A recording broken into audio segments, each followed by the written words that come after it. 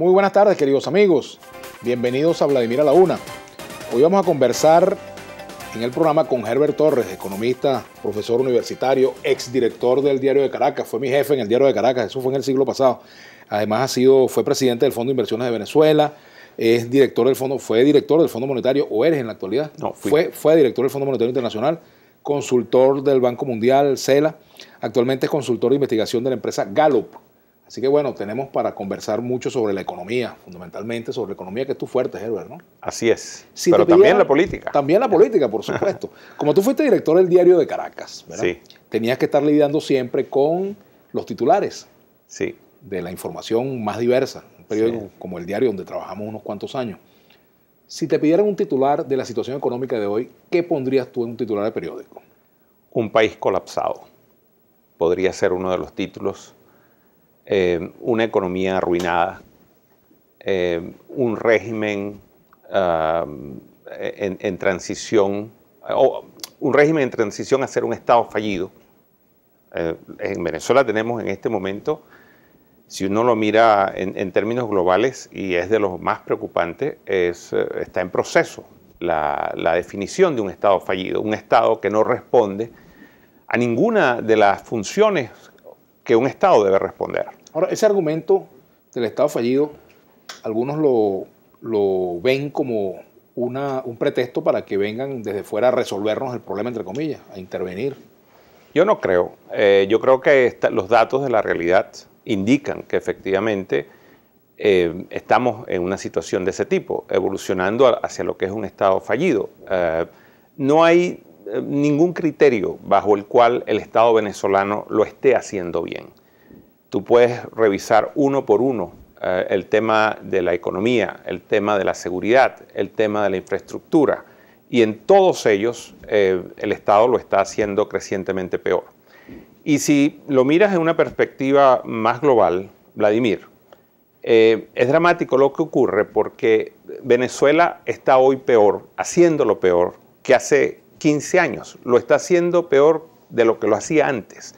Lo está haciendo peor comparado con otros países de América Latina. Es decir, se ha rezagado aún más con respecto a América Latina. Y en tercer lugar, ha sido el país que contaba con el mayor volumen de recursos públicos per cápita de todo este periodo en América Latina. Es decir, que somos el país que lo ha hecho peor habiendo tenido el mayor volumen de recursos. Es como si en una carrera alguien parte con mucha ventaja y aún así queda de último. Hoy, bajo algunos criterios, Venezuela se está quedando por detrás, o se ha quedado por detrás de prácticamente todos los países de la región. Y hay indicadores que colocan a Venezuela incluso por detrás de Haití, de Bolivia, de los países tradicionalmente más pobres de la América Latina. Aquí ha ocurrido un fenómeno verdaderamente impresionante. Ha habido un régimen que ha sido capaz de transformar una inmensa riqueza en una inmensa pobreza. Hay situaciones en las cuales una inmensa riqueza ha sido transformada en un desempeño mediocre, una economía mediocre. Hay situaciones en las cuales una inmensa riqueza ha dejado una economía en la misma situación. Hay situaciones en las cuales una inmensa riqueza ha empobrecido relativamente, en algún grado, a un país. Pero haber transformado una inmensa riqueza en una inmensa pobreza es casi que un milagro, es casi que una hazaña. Casi que si se lo hubieran propuesto hacerlo, no lo hubieran logrado. Es verdaderamente sorprendente. Venezuela, de nuevo, ha tenido volúmenes de recursos inmensos. Y lo que tenemos hoy en el país, entrando o ya en una situación de crisis humanitaria, con la economía con el peor desempeño en el mundo. Esta es la economía que está teniendo la peor recesión en el mundo, con la tasa de inflación más alta en el mundo y camino a una inflación aún mayor, posiblemente una hiperinflación. Eso es incomprensible. Por eso digo que la economía venezolana se está convirtiendo crecientemente en un tema de estudio en universidades. Y yo estoy seguro que en unos años va a ser un caso de texto, de estudio, como lo es hoy la hiperinflación en Argentina o lo fue en Alemania, porque este nivel de desajustes, de desequilibrios, de empobrecimiento en todos los campos Por cierto, no solamente de la economía, hay otros empobrecimientos como el institucional, que es también dramático. Ahora, Herbert, el gobierno habla de guerra económica. ¿Hasta dónde pudiera llegar a tener razón el gobierno con este tema de la guerra económica? ¿En nada? ¿En un poquito? ¿En algo? Eso es un chiste, definitivamente. No hay ninguna guerra económica contra el gobierno. El gobierno le ha declarado la guerra a la economía. Se podría decir de esa manera. Hace cosas, diseña y ejecuta políticas que el mundo entero ya sabe, ha aprendido que no tienen posibilidades ninguna de éxito. En ninguna parte del mundo se está haciendo lo que está haciendo el gobierno venezolano acá, acorralando el sector privado de manera creciente, masiva, manteniendo desequilibrios económicos grotescos. Por ejemplo, esto de los tipos de cambio diferenciales, Vladimir. Venezuela tiene el mayor desequilibrio cambiario en el mundo. No hay otro país, ni siquiera los que están en guerra, en donde haya un diferencial cambiario tan grande entre el tipo de cambio oficial y un cambio paralelo. Ni Siria, por ejemplo, tiene un diferencial cambiario entre el tipo de cambio oficial y el paralelo. Ni Siria, ni Irak, ninguno de esos países. Venezuela lo tiene.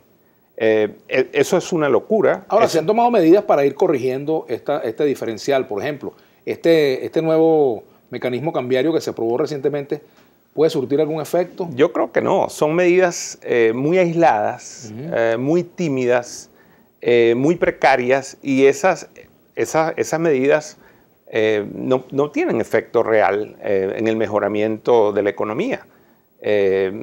Si tú al mismo tiempo que adoptas algunas de esas medidas, como esta que estás señalando, mantienes, sin embargo, este acorralamiento al que me refería del sector privado, que se está expresando, por ejemplo, hoy en las conductas y en las actitudes y en las medidas contra una empresa como la Polar, pero que ha sido parte de una política más extendida.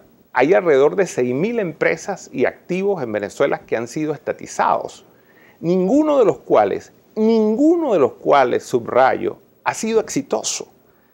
Entonces, cualquiera diría que con una experiencia como esa, un régimen, un gobierno, trataría de corregir rumbo. Sin embargo, no solamente no se corrige ese rumbo, sino que se profundiza en él. Y es que creo que en ese sentido el régimen está atrapado. Creo que si sigue por donde va, se va a hundir. Si intenta algún viraje, se va a quebrar. Esa es la situación. ¿Crees que el presidente no tiene cartas que jugar en esta situación económica? Sí, tiene una carta. O dos cartas. Creo que tiene una carta que es dejar que el revocatorio fluya, se cumplan los lapsos correctamente y se haga este año revocatorio. ¿Por qué?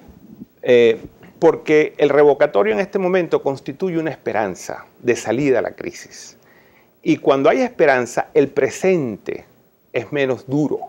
La posibilidad de que las cosas van a mejorar nos hace soportar de mejor manera el presente. Hay estudios, por ejemplo, sobre los judíos que padecieron los campos de concentración nazi, y aquellos que tuvieron mayor capacidad de sobrevivencia de esos campos eran los que tenían alguna esperanza. La reunión con un familiar, el reencuentro con ellos, etc. Entonces, la esperanza de que este régimen va a terminar, con esa esperanza ayuda al presente. Por cierto, déjame contarte esta anécdota que... No la podemos contar después de la pausa, porque claro, tengo que ir a la pausa. Absolutamente. Vamos a hacer una pausa. Por aquí me dice Jesús Rodríguez, parece tu hermano mayor. Bueno, a lo mejor cuando tenga unos cuantos años más me parecerá.